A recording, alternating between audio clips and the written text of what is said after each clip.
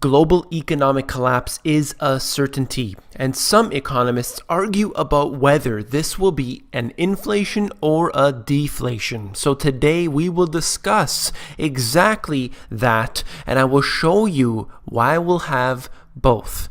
You came here for the truth, so let me unveil that for you. I'm going to break this down in simple terms so we can get to the bottom of this. Let's look at this section from my book, When Inflation Just Isn't Enough, Hyperinflation. Hyperinflation is essentially inflation on steroids. It occurs when the currency loses value fast because of extreme money printing.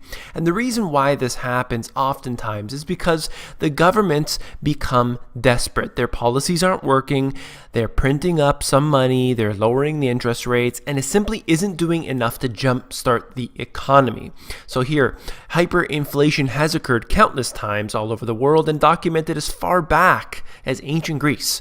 It can happen very quickly, catching citizens by surprise. Then I said that they run the printing press into unlimited quantities. So what I wanted to note is that this can happen very fast. I wrote about it in my book, and I'll show you exactly how that happens and how quick this really does occur. So that's the hyperinflation side of it, and we're going to get into more of this in a moment. So let's go on to this here. Now we look at the inflation statistics that the government shows us, and they are completely fraudulent. We're looking at them being near zero.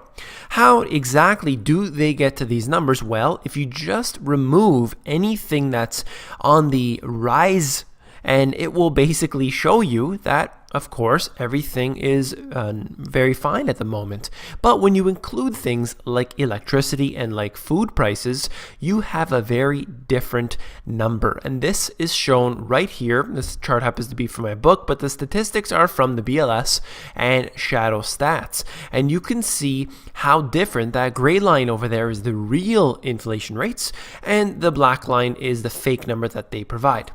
So this is looking at about 11% on the inflation rate, and that was a couple years back. But if you were to take these statistics and even look at the current ones, you're looking at practically the same number. And what happens here is that they manipulate the statistics to keep everything downward. So when we need to understand about inflation, it doesn't necessarily mean what the government is putting out there. You need to understand that they play with the statistics in order to keep you subdued so that you're not getting upset. But the way to look at it is most importantly with your food and electricity prices. These are obviously the most essential things that you have that do cost a considerable amount of your income. So something to pay attention to. This right here is an example. I continuously see numbers that don't really match up, but I chose this one here from goldsilver.com, and it's talking about Weimar Germany. So we're looking at 1923. Imagine this, before the Great Depression here, and you have France and Belgium invading and occupying the industrial heartland of Germany. In the meantime, the German government puts its printing presses into overdrive. Now get this, they printed 50 quadrillion marks a day by November of the same year. Within 1 year, they went from being a relatively normal amount of money in circulation to 50 quadrillion marks in a single day. People are wondering why we're not seeing inflation yet, or supposedly not seeing inflation yet. Just wait, because they're going to take advice from the Weimar Republic, and we're going to see quadrillions of money being printed in all of these countries. Look at Japan. They have only printed trillions of yen. Just wait, the quadrillions are on their way. I assure you, the trillions are nothing compared to what we will see. Look at this right here. You can see the stats for yourself in such a considerably short amount of time. You know, this chart here is from the Business Insider. But essentially, it goes to show you how things go from normal to insane to destroyed in a matter of moments. You won't be able to react in a hyperinflation. Even if you look at nations that experience high levels of inflation today, you will see that they are basically the average citizen does not react in time. They end up going out there and just buying anything they can. They buy cars, they buy televisions, whatever it can, because their currency is devaluing so rapidly. And that is not a good thing. You need people to have that stability so that they can get into future investments. They do not want to have this trouble and worry on their mind, because it ruins everything throughout the whole business world, throughout the economy. So I just wanted to show you how fast things can escalate in a hyperinflation or even in a high inflation. So now we sort of turn the page right here. And I've referred to this before, but in 2002, Ben Bernanke had a speech. I definitely would recommend that you read this speech because it tells exactly the Federal Reserve's plan in Ben Bernanke's own words. This was actually prior to him being the chairman. But he said this: the US government has a technology called a printing press that allows it to produce as many US dollars as it wishes at no cost. So right there, they are saying what they're going to do. Now look at this. He even referred to Milton Friedman's statement about a helicopter drop of money as a measure to fight deflation. So what's he saying? We will print money in unlimited quantities to support the economy when it needs it. And that is something that they've been doing so far. They haven't gone overboard compared to what we've seen in the Weimar Republic. Yes, it is impossible to pay back. Don't even get me started on that. What I'm trying to say is that compared to where it's going to go, it has quite a while to go. The fact remains is that they will get to that point. Now, speaking of deflation, let's discuss what that is for a moment here. And obviously a good example of this is the Great Depression from 1929 to 1923. Real gross domestic product per capita plummeted nearly 30%. And the unemployment rate soared from about 3% to over 25%. Now, once again, just like the inflation statistics, the unemployment statistics are fraudulent as well. But let's look at these numbers right here, 3% to 25%. If we ever saw a dramatic increase like that, there would be mass chaos on the street. The way they're able to prevent this from occurring today is the social programs such as the food stamp program and so on. You will see these type of programs putting a larger burden on the government than was possible back in those days, but at the same time simply robbing from the future. And another thing is the GDP here obviously being a huge problem. When real wealth pulls out of the system, it's very hard to put that fake wealth back in because it doesn't exactly go where you want it to. It can go overseas. It can go in the wrong assets. It can go in the right assets, but they're not able to really control it so well. They do so with the stock market because they give central bank incentives, because the elite have incentives in order to buy up certain types of assets that you and I simply cannot get into at this time. Now, everyone's always talking about the Great Depression of 1929 and so on, but what about before that?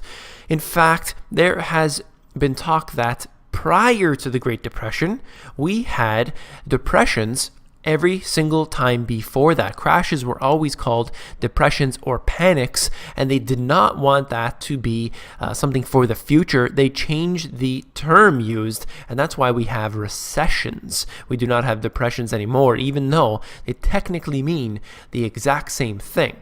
Right here, it was accepted that the period of the so-called Great Depression between 1873 and 1896 saw substantial improvements in real wages for those employed, primarily as a result of falls in the prices of foodstuffs and other imported goods. This is exactly the reason I wanted to mention this information here, that deflation can in fact be a good thing in certain cases. Right here, in a way, it did benefit those people who were employed because things became cheaper.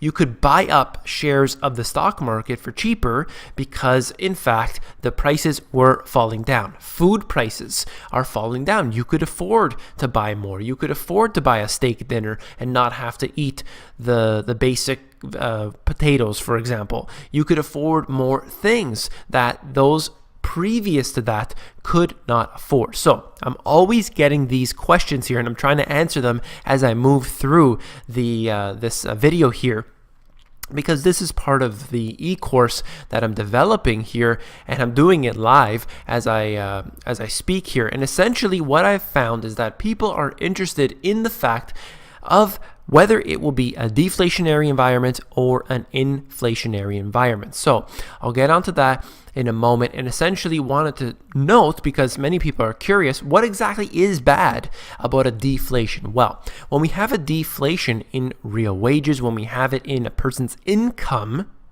that's when it's bad. When you have a deflation in food prices, for example, it may not necessarily be bad. Now, where it is a bad case is with, for example, farms. They're not able to make as much profit. What about the mining sectors and the other sectors like this that rely on high prices in order to keep working? So it is a balance that does form, and it will happen in cycles along the way. However, if they are kept artificially high or artificially low, this causes disruptions and distortions, which will affect people's jobs, their employment. It will affect all the way down the line throughout the economy. The government believes that they can manipulate this up and down successfully. However, that is definitely not the case. Look at this right here. This is the M3 money supply, courtesy of Shadow Stats, and essentially wanted to show you something here. Now, in the financial crisis, we saw where it peaked out and then it dropped down significantly over to the middle of 2010, let's say. If they experience a drop like this, and a drop that continues to go down, we will have the printing presses igniting to levels we have never seen before in the future. Once the real money pulls out of the system, you will have the Federal Reserve and all other central banks moving in. And this will be the biggest bout of money printing you have ever seen in history. They will do so globally. There will be no country left behind. They will all do this in a race to the bottom. This is the M3 money supply, very important to look at. And if you haven't already, definitely look at shadowstats.com. They tell the truth. So we're going to move on to this one last thing. Real median household income in the United States. Just take a look at this. From the year 2000 up until the year 2013, we're looking at this household income. What does this mean? It shows that we are facing a decline in people's actual wealth over the years. It's continuously declining. The stock market has been rising, but we see this right here, actual wealth, actual people's income is declining. Why? Because they tend to find themselves in more debt. The things that are the most important cost too much, like food and electricity prices. So they're not able to basically keep up with the rising prices simply because of the distortions that are caused in this economy by all of their doings that they occur in the government as well as with the central banks. Now, once again, I would just reiterate that I believe we will face a deflationary environment because real money is pulling out of the system. That's the deflation. When this begins to occur, you're going to have the central banks come into the economy and begin to ramp up the printing presses to the absolute maximum.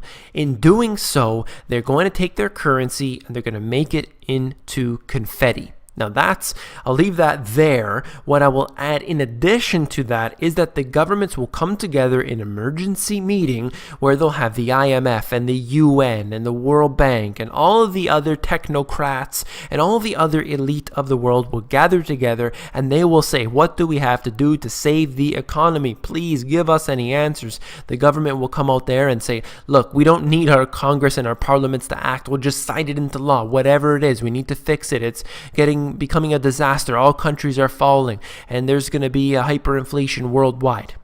and they will create a new monetary system. They did this multiple times before. They effectively did it in 1971 with Nixon pulling the world essentially off the gold standard. They did this back in the Bretton Woods Agreement 1944, if my memory serves me correctly. They did so prior to that many times. So what we will have is a similar happening that will occur, and this will be the start of a new monetary system where I believe there will be some sort of currency or some sort of asset backing the whole world's monetary supply. And what that will do is have the technocratic elite in control of our currencies that we use today.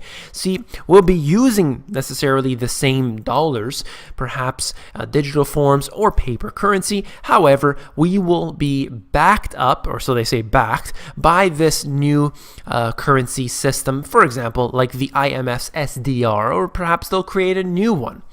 The fact remains is that the crisis does occur simply because they already have a solution that they want to provide. Sometimes it takes them 50 years, 100 years, or even more to implement it. But as long as they get to that goal, they continue step by step to erode on our liberty and on our sovereignty. And this is taking place right now before our very eyes. The solution is provided, and they are going towards that, taking it step by step. If you found this video informative, please give me a thumbs up. I want to create so many more of these educational type of videos. Remember that the Money GPS isn't just about the news, but I want to bring information to the people, break it down, make it simple for you so that we can really learn and begin at the very bottom. Schools have never taught this information, and it is my duty, my obligation to bring this to as many people as I possibly can. Don't forget to become an insider. The Insiders is where I give out all my best intel for free, and that is available at themoneygps.com. You just scroll down to the bottom, fill in your email address, and you get occasional emails from me with good, short, concise info.